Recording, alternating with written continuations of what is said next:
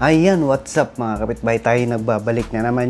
Medyo matagal tayo hindi nakapag-upload dito sa channel natin kasi medyo busy tayo. May ginawa tayong project kaya hindi tayo nakapag-upload. Reels tayo ng reels. Ayan. So, eto mga kapitbahay, meron tayong sasagutin na isang katanungan ng isa nating kapitbahay. Nagpapatulong po siya sa akin, no? About dito sa PF Sense natin, which is yung gamit niya kasi naka-Captive Portal. Ang tinatanong po niya sa akin kung paano nga ba ang way para doon sa Captive Portal natin is hindi voucher code ang ibibigay niya dun sa client. So, ang ibibigay niya is username and password. Possible nga ba yun? Opo, possible po yun. Kailangan mo lang siya i-configure. Meron ka lang kailangan i-enable para magawa niyo po yun. Alright?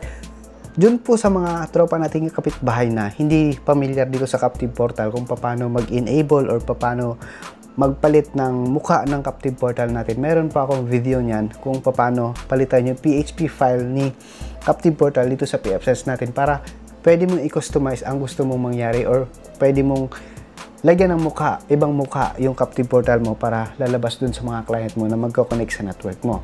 Alright? So, ang ginawa ko po kasi dun, hindi ako nag-edit mismo. Kinopya ko lang din yung code. Pinagana ko dito, tapos gumana. Kaya, ayun. Kung gusto nyo hingin yung code na yun, message mo ako sa Facebook. So, don't forget to follow and message para, siyempre, di ba, bigay ko sa inyo yung code para edit na lang nyo ang pangalan at saka kung ano yung mga gusto nyo ilagay. Napaka-basic lang po, no? Kailangan nyo lang alamin yung basic coding pagdating sa PHP at saka sa CSS. So, masusolve na po nyo yung problema nyo. Alright? Ang sasagutin natin ngayon, yan yung request ng kapitbahay natin na in case na mag-connect ka sa network niya or mag-connect dun sa mga bata ata, parang nabanggit niya mga bata, ibibigay niya is username and password. Or parang nabanggit niya ata na yung mga client niya is mga dating empleyado din, parang ganun ata. Siya ata yun eh. Sa dami kasing napimessage sa akin. Gusto niya, kapag bumalik, hindi na mag-enter ng voucher code, gusto niya username lang. Para kunyari, umalis, magdi-disconnect, tapos pagbalik ulit, username and password lang, may nakalaan na sa kanila, yun na yun. Connected na ulit sila pagdating sa Captive Portal. Okay? So, dito kasi sa username and password, hindi mo siya pwedeng i-limit kung ilang oras. Parang unlimited siya na connected. As long as na hindi ka nag-disconnect, may internet ka pa rin. Hindi katulad dun sa voucher code, pwede ka maglagay ng limit kung ilang oras lang. Alright? So, pwede siguro yun kung mga visitors lang na hindi nababalik, pwede yun, voucher code. Pero kunyari, regular client na pabalik-balik dun sa office or sa area na yun, pwede siguro username and password na lang. Alright? So, ang katanungan niya, kung paano nga ba yun gawin. Alright, so let's go. Ituturo natin sa kanya. Pupunta tayo dito sa PC ko. And then, ito, nandito tayo ngayon sa bahay. So, ito yung home lab network ko. Ayan yung PF Sense ko. Ayan yung switch ko. Dinerecho ko muna yung PC na to para makapag-Captive Portal tayo. Kaya, ipapakita ko sa kanya o ipapakita ko sa inyo, isi-share ko na rin sa inyo kung ano nga ba ang way. Kasi, tinry daw niya, hindi raw gumagana eh. So, may kailangan ka lang i-enable para ma-detect siya dun sa Captive Portal. Alright? So, let's go. Ipapakita ko sa inyo. Pupunta tayo dito sa PC natin para i-configure natin yung username and password para yun yung gamitin mo sa Captive Portal. Alright, let's go. Ayan, mga kapitbahay. So, ito yung PC natin. Itong PC na to, dinerecho ko muna siya connect dun sa isang VLAN para pwede natin magamit. Kung yung mapapansin, yung PC ko na to is wala pa tong internet. Ayan, kung yung mapapansin. Kapag nag-connect ka, ayan, kung yung mapapansin, lumabas yung Captive Portal ko. Ito po, ang code na ganito, ibibigay ko po sa inyo kung gusto nyo. Hingin na lang po nyo sa akin. Follow nyo po sa Facebook and then bigay ko po ito sa inyo. Ito, pwede nyo itong palitan. Ito, pwede nyo palitan. I-edit lang po nyo yung PHP file, which is, andito yan. Sa Captive Portal natin, ayan, pag in-edit mo yan, ayan, andito yan. Alright? So, ayan po siya. Ayan. So, ang katanungan po ng kapitbahay natin, kung paano nga ba kung hindi tayo gagamit ng voucher code.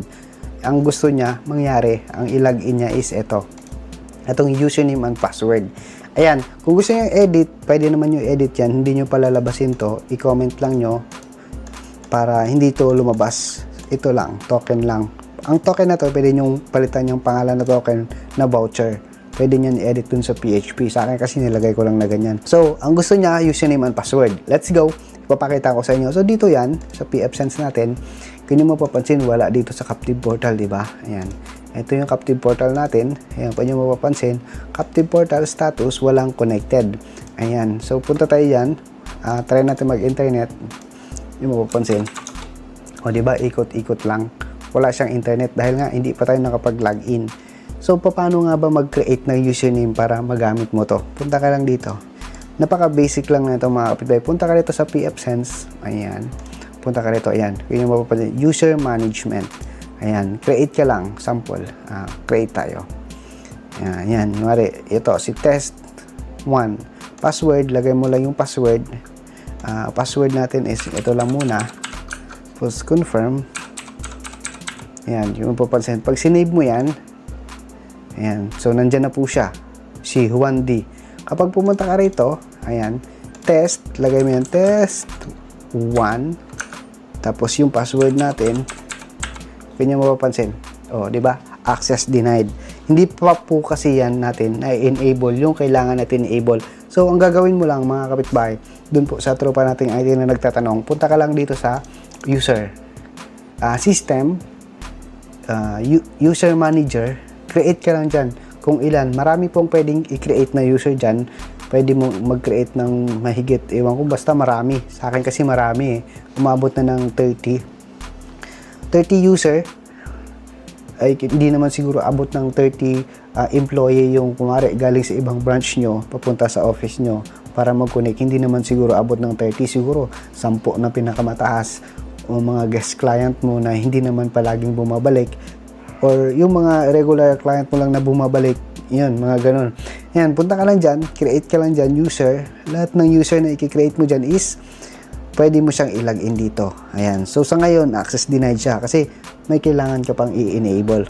Kung yung mapapansin, pag pumunta ka rito, pag in-edit mo yan, ayan. So, ito sasabihin ko na agad, no? Wala nang paligoy-ligoy. Kung yung mapapansin, may nakalagay dyan, no? Effective privilege, user certificate. Kasi itong user na to, pwede mong gamitin sa OpenVPN mo. Yan. Pwede din sa IPsec, pwede din sa OpenVPN.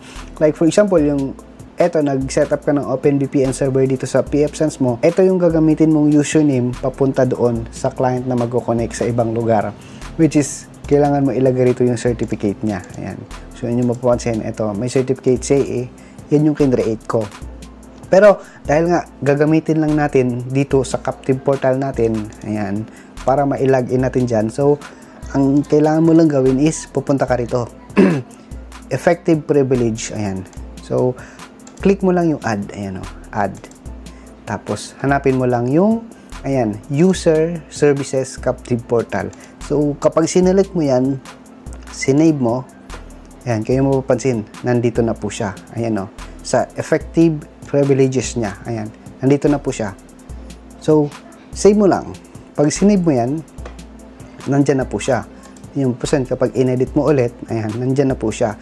Lahat ng user na i-create mo is kailangan lagyan mo ng privilege na pwede siya sa captive portal gamitin. Kasi, kapag hindi mo yan nilagyan, diba, kung yung papansin, nilagin ko kanina na wala pa yan. So, ang tinatabi niya is access denied. Alright? Pero, kapag nilagyan mo na yan, for example, kapag nilagyan mo na yan, ayan, eto, kapag nilagyan mo na yan ng access privilege sa captive portal login, kapag tinry natin i-login yan, ayan, test 1, tapos password natin, ayan, kapag kinig mo yung continue, alright, so, sinabi niya, thank you for using the guest network, ayan, 24 hours access, ayan, so, pwede na po yan. Kaya mapapansin, kapag nag-google ka, ayan, may Google na, server. May internet ka na. So, automatic po yun. Kung yung mapapansin, di ba? 24 hours, so walang limit. Tapos, kapag pumunta ka rito, sa status, tapos captive portal, iyan, nandyan na po siya. Ayan, nandito na po siya. Pwede mo siyang i-delete, pwede mo siyang i-disconnect. Kapag disconnect mo yan, once na nag-refresh siya, mawawala na siya ng connection. So, kailangan niya mag-relogin ulit. Alright? So, ganun lang. Ganun lang ka-basic kung paano mag-create ng user gamit ang username and password dito sa portal natin. Kung yung papansin. Itong portal ko na to, ginawa ko lang din yan. So, let's go. Subukan natin ulit para clear. Disconnect natin. Ayan. Pag na-disconnect mo na yan, i-refresh muna natin dito para bumalik. Refresh natin yung services, tapos mag-renew tayo dito para ma-disconnect.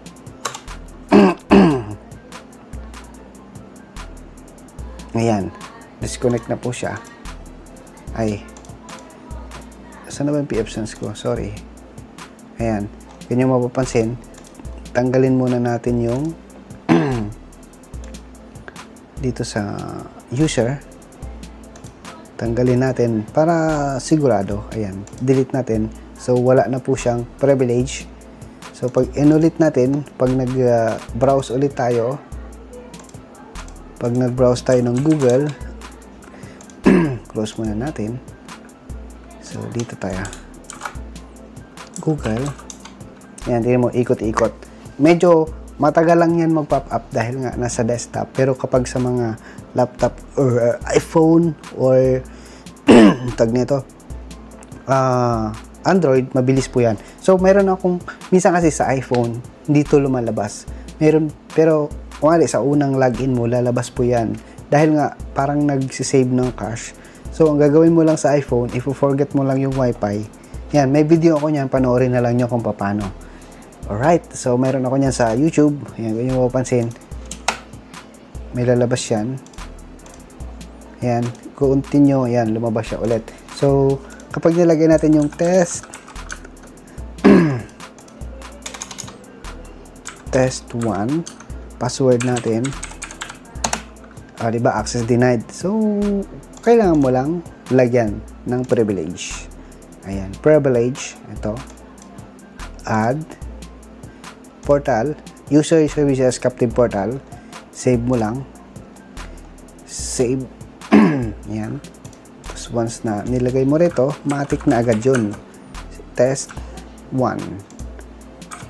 Lagyan natin ito, 139. Yan. Okay, so may internet ka na yan. Alright, so basic. Ayan, so ganun lang po mga kapitbahay. Ganun lang kadali. Sana naintindihan nyo or sana may natutunan naman kayo for today's video.